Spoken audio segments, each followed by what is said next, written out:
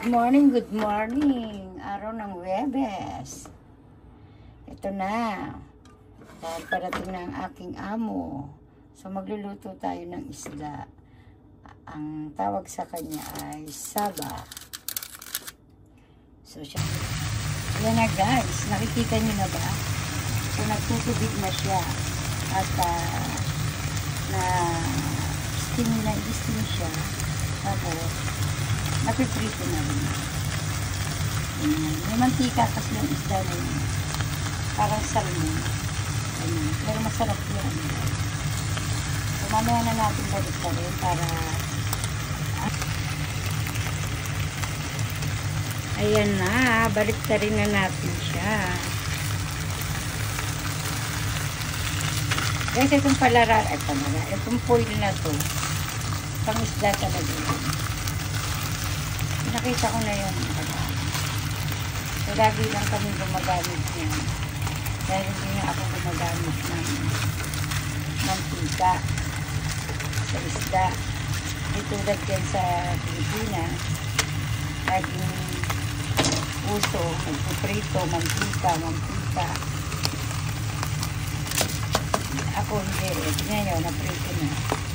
Binaliktad ko lang, babalik na rin ko. Pero luto na yung loob niya kasi ayan, luto din.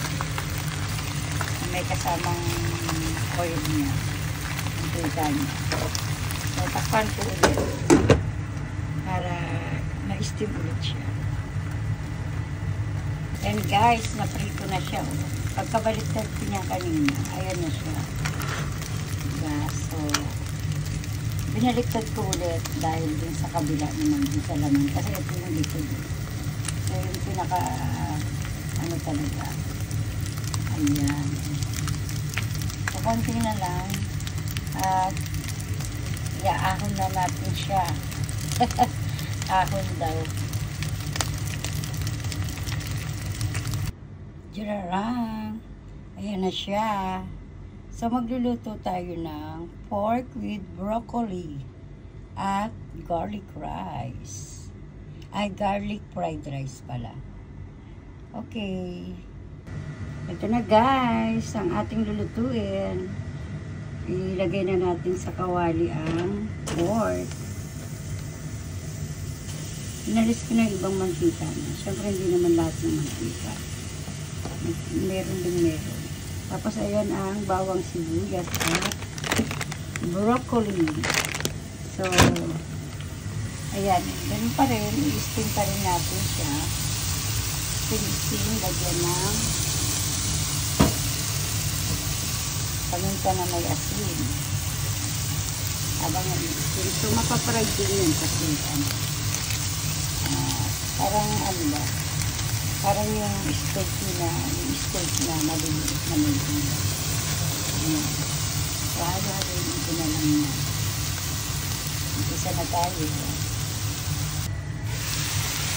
Ayan. Nano ko na yung pork. Na-steam na siya. So, lumabas na yung konting mantika niya. So, sinunod natin ang bawang sibuyas. At sa huli, itong broccoli. So, tatakpan ko yan para naman sa ganito lumambot. Kasi galing ng flavor. Takpan natin para mag-steam siya. At saka natin haluin mamaya.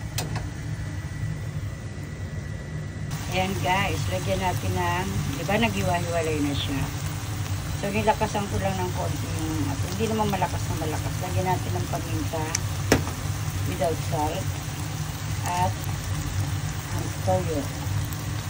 Konting toyo lang, yung naaayon lang sa timpla niyo. Ako kasi, syempre, control ko na kung gaano lang karami yung gusto kong ilagay na toyo.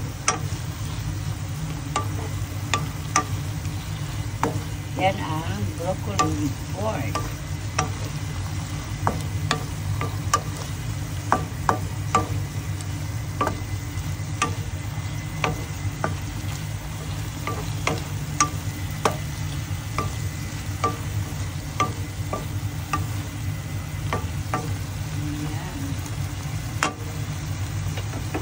Lagyan natin ng konting ajinomoto.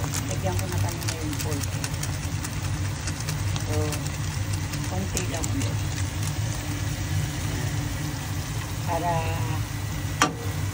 yummy-yummy talaga ang kanyang lasa. So, pinainitan ko na dahil medyo malamig-lamig pa yan kasi may dikit pa. Ayun, na. So, painitan lang natin ng konti dahil nandito na ang aking sweetheart. So, next natin ay garlic fried rice with egg. Natin egg. May iba-ibang klase akong ginagawa dito na fried rice. Pero, sa pagkakataong ito, wow! Lalo ng Tagalog Hindaya. Sa pagkakataong ito, ay yung masarap, madaling gawa lang ang ating gagawin. Kasi ayaw ko matrabaho. Dahil papunta na naman ako sa gym. So, kailangan ko makaalis ng maaga.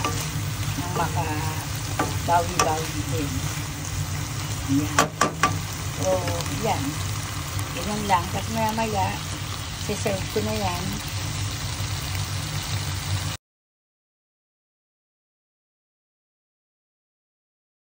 So, guys, lagyan siya natin na. Hindi ko na hinugasan yung kawali dahil yun lang naman niluto ko yung broccoli. So, lagyan natin siya ng mantika. Ito ang gamit ko, olive oil. Konti lang.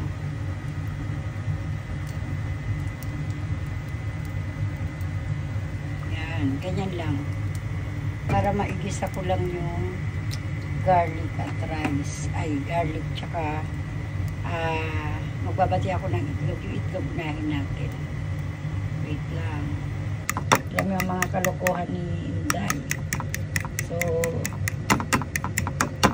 tagal naman mahalo nito.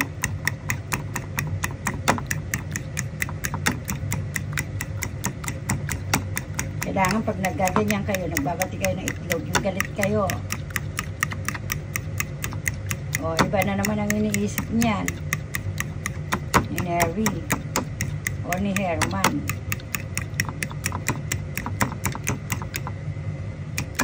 Yan. So, ganyan ako Kasi panlagay sa sinangag Natay ko muna yung kung susunod yung kawali. Mainit naman na yan. Kasi kapapatay. Bawang yan guys, hindi yan dumi. Huwag kayong dyan So, yan. Dahil panlasa din yung bawang na ano na yun, na nangipig. Panlasa rin yun.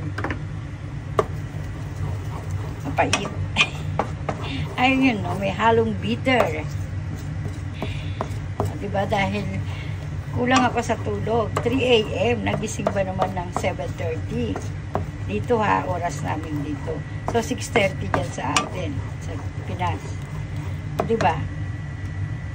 Nagising ako ng ganun. Kayo na. O, bilangin nyo. Ilan lang ang tulog ko. Ayaw ko pa nga tumayo. Gusto ko matulog maghapon. Pagod rin ako guys. Nararamdaman ko pagod yung katawan ko. Alam nyo, umiikot yung palingin ko kagabi. Habang tapos ko mamalansya, naupo ako. Ano ba? Minom akong tubig. Ganyan. Konti lang naman, hindi ko pa tinapos. Kasi hindi ko na kaya. Yan. So, yung medyo malambot lang. So, ilalagay natin ulit yan sa tasa. Lamin na. Para mamaya ibubuhos. Kasi bakit ito ginamit kong sensi? Ayun, dito. Pinaglagyan din ng ulo. So, isasangk natin yan sa sinanggad. Kuri-uniga. Kuchiri, tikulero.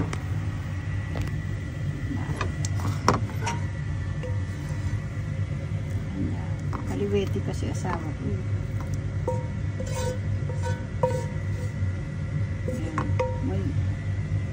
Okay, so magsasangag na tayo Sangag-sangag na. Lagay ulit tayo ng konting. Wala nang hugas-hugas yan. Diretso na yan. Laman bituga yan. Mga kaukray. Lagay ulit tayo ng konting para sa bawang naman. Yan. Hindi ako gumamit ng mix eh. Kasi gusto ko pag naggamit ako ng mix, yung may pork. Diba? Masarap yung mix nila dito, mix garlic. Hindi ko alam, wala na tira. Pinadala ko na sa mga buwak.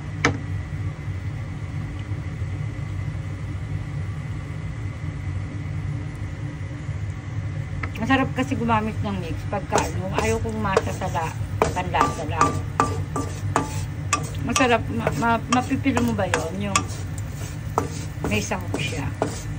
Sa bagay kung garlic naman, paminta lang naman. Diba?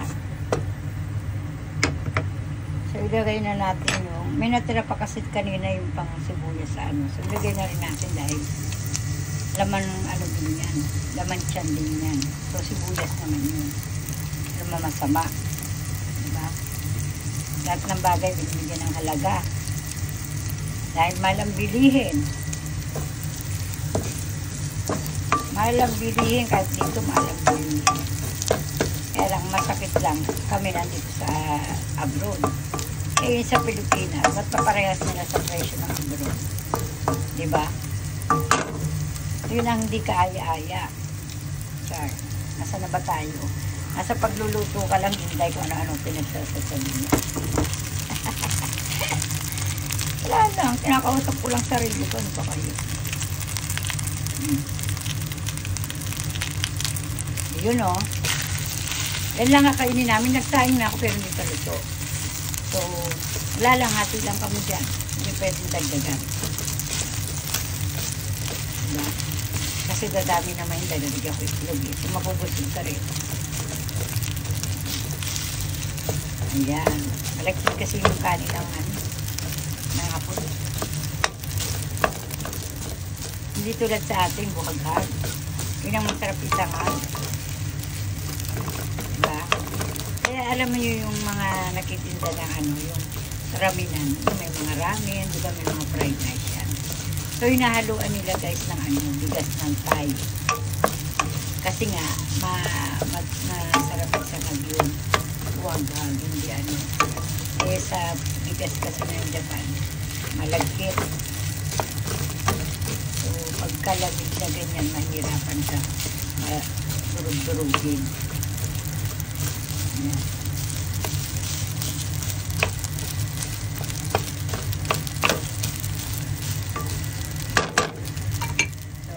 Natin. Yung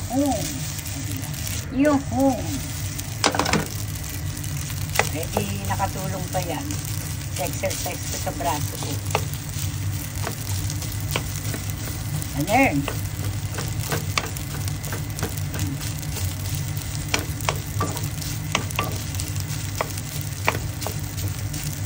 Marami kasi akong biniling bawang guys. So, diba? Hindi naman, wala pa naman isang buwan. Mga siguro 1 week mahigit. Pero pag nagluluto ako, di ba nagkakaroon siya ng parang tenga sa loob kung tawagin. Yung kulay green. Binibiyak ko yun sa gitna sa inaalis ko yun. Kasi yun yung mabaho. Di ba mabaho ang bawang pag kinain? Tapos medyo mapait yun yung ano na yun. Yung green na yun. Inaalis ko yun. Nasa gitna niya. Biyak yun yun. Minsan may makikita kayong green. Yung parang pag ano, yung hindi naman green na, mura pa siya. Pero pag pinatagal mo, pwede mo nang itanim. Pero